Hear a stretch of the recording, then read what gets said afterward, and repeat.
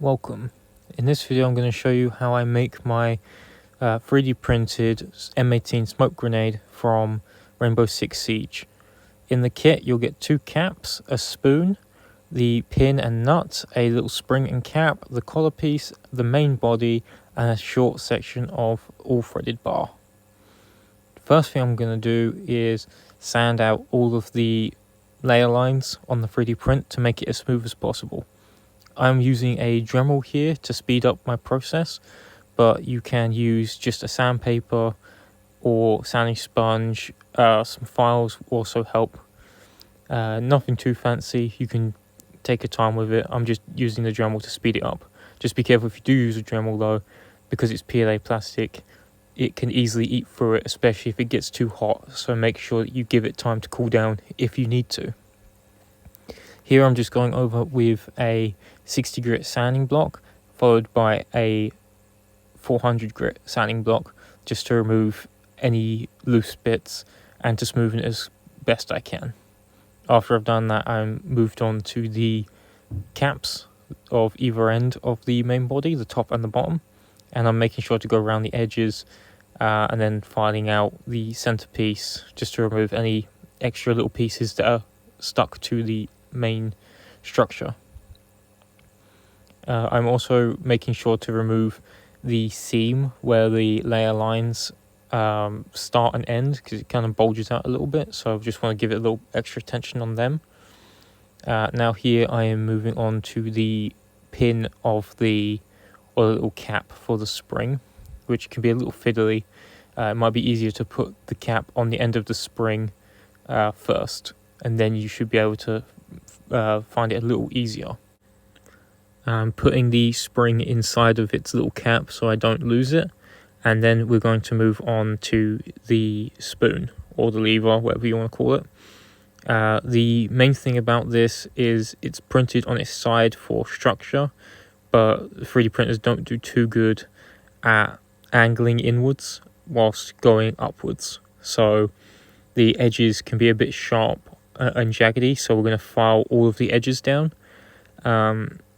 And on this particular spoon, the details for the side, to print them structurally, you have to print them separately, so we're going to file out that little inset groove as well to make sure that it can fit together when we glue it in a second. I'm also going over the entire thing with the sanding block or sanding sponge, 60 grit and then 400 grit, the same as before, to remove any loose pieces and then to smoothen it as best we can.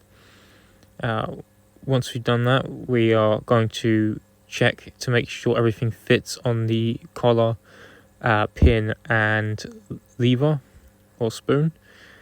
If everything fits together, then you don't really need to touch it, but I am going to file a little bit off this one in a second. Here we've got that little detail piece which I couldn't print on the spoon itself, so we're just going to tidy it up a little bit, remove any extra pieces that are around, make sure it's fully sanded, and then we can test fit it onto the spoon. I'm just making sure to also file the inside, because if it grabs onto the collar, then the spring mechanism won't want to eject it. So we want to make sure everything on the inside is pretty loose so that the spring has nothing to fight against. Here I'm going to show you an example of a finished spoon where you can see the 2 separate pieces are joined together and you can barely tell them apart.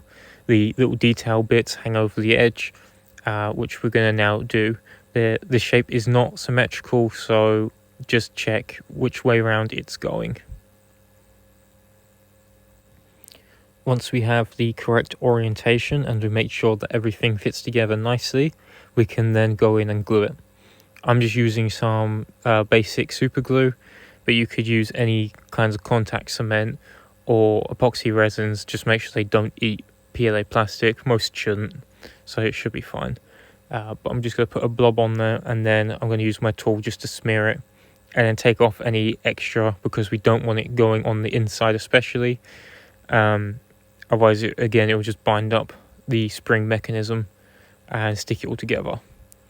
Once we've done that, I'm going to put it to the side and let it dry and move on to the caps. the two caps on either end, top and bottom, will friction fit inside the main body itself, but we need to make sure that they can actually pop in. So I'm going to first take a file on the inside edge of the main body to open it up if they don't already fit, and then if they're still not fitting, then I'm going to go around the outside of the little plug on the caps that sticks out. After filing around the edges for a bit, we're going to pop it back in, and it will either go in or it won't. And if it doesn't, then you get slightly annoyed and just bring out the Dremel. So that's what I'm going to do. I'm going to move over to the Dremel and just let it chew for it a little bit. It all depends on the printer, how well it's behaving for its tolerances. Some of these just pop straight in, some of these are a little bit of a fight. And then I'm also just going to take the Dremel on the inside edge of the grenade body itself. Once I've done this, it should then just pop in.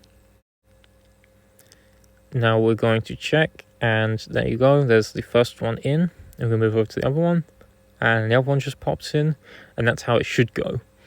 Now with the top and bottom caps on, I'm just going to move the full body to the side, and then we're going to go back to our spoon. The spring we're going to put in the cap, and then the cap we're going to put inside of our little collar piece, and then the spoon, make sure that that's all loose first, but then the spoon should leave a round on top of it and hold itself in place, and you should feel the spring pushing it up like this. Next thing, we're going to just check to make sure the pin fits through the hole. Pretty much every step of the way, just keep checking that this mechanism works, because if it jams up at any point, you need to go back and sand it all out and fix it. So here I'm just going to make sure that the pin fits. Once we have it together, after fighting a little bit apparently, we will then have a fully assembled top of the grenade. Once we've made sure that everything fits, then we can start to move on to the next step. Don't lose the spring, it will fly out when it's not glued in. First thing I'm going to do is just file down the edge of the spoon, because there's a little bit extra which wasn't letting it sit that flat. Next thing we're going to do is add the captive nut onto the top cap. There should be a hexagon hole already printed into it, and we're just going to take some super glue, and careful not to put it into the little circle hole, but then we're just going to put it on the edge of the hexagon and then roll it around so it's evenly spread. And once I've done that, I'm then going to grab the little M6 nut and drop it into the hole like this, being careful not to get it onto our fingers, because we all know how that is. I'm just going to use my file to push it in to make sure it's got good contact. Whilst that dries, I'm going to move back over to the collar piece and use a file to remove any extra burrs from the edges. And once I've sanded them down, or filed them down, then I'm going to grab my sanding block again and go over the collar as well to remove as many of the layer lines as I can. First with a 60 grit, and then back over with the 400 grit to smooth it out. You can spend a lot of time doing this or no time at all. It's not necessary. This is just trying to make it look more like a solid thing rather than a 3D printed prop.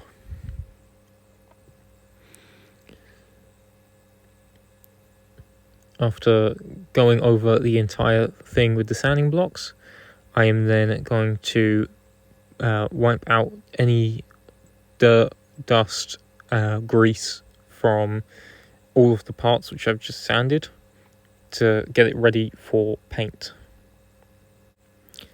Last step before we can move on to the paint though is we need to remove these lines. You don't have to do this if you don't want to, but I'm just using some car filler, specifically U-Pole smooth car body filler.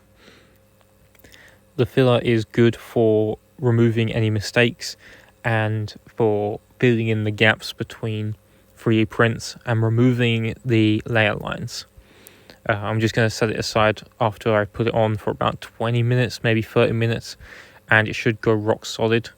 I'm just going to pull off any loose bits, and then I'm going to move back to my sanding blocks, starting with a 60 grit and then going back to a 400 grit to smoothen it out, ready for paint. Whilst I just put this last bit of footage in, I'm just going to say that I'm going to separate this video into two parts. First, the preparation part, and second, into the painting part, just to keep it slightly shorter and more condensed. So please check out the second video.